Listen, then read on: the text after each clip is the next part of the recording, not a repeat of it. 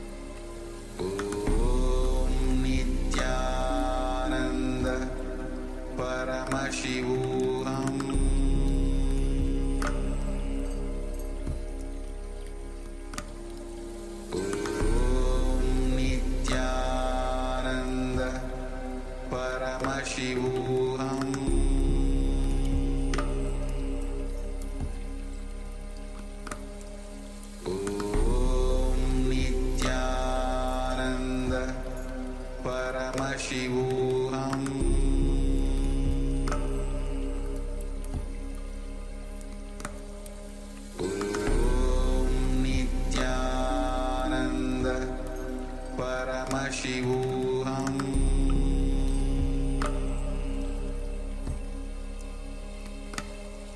Om Nityananda Paramashivoham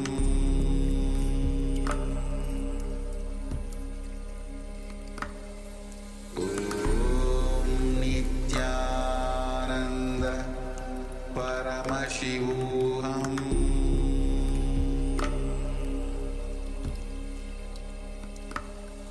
Om Nityananda Paramashivoham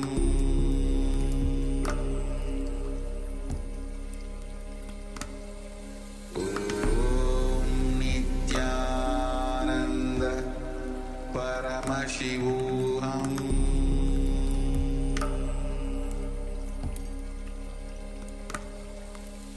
Om Nityananda Paramashivoham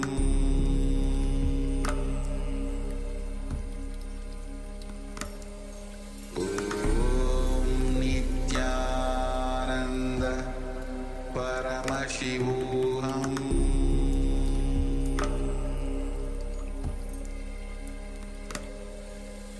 Om Nityananda Paramashivoham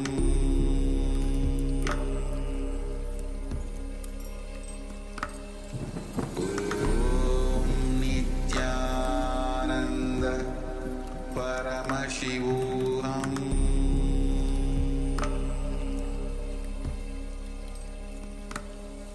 Om Nityananda Paramashivoham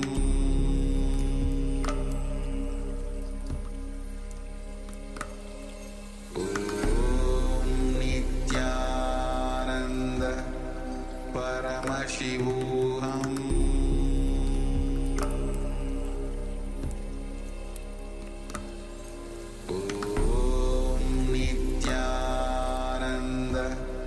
Paramashivoham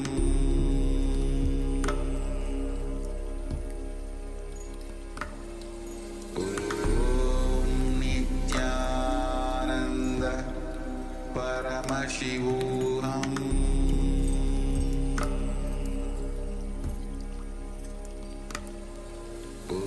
Om Nityananda Paramashivoham Om Nityananda Paramashivoham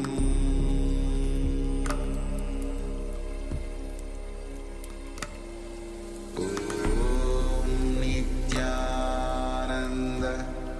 Paramashivoham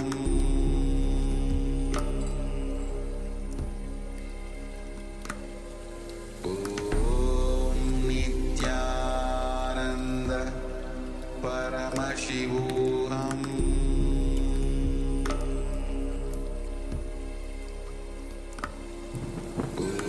Om Nityananda Paramashivoham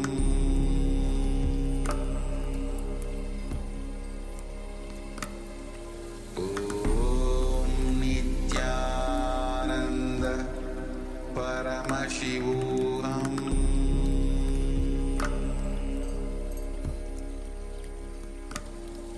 Om Nityananda Paramashivoham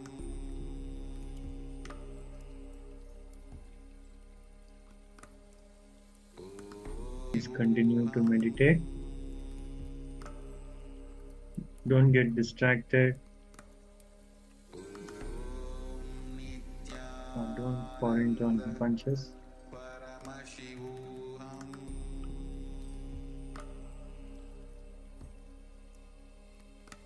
Keep yourself aware of what is happening and focus on the third eye and keep chanting the Mahavakya.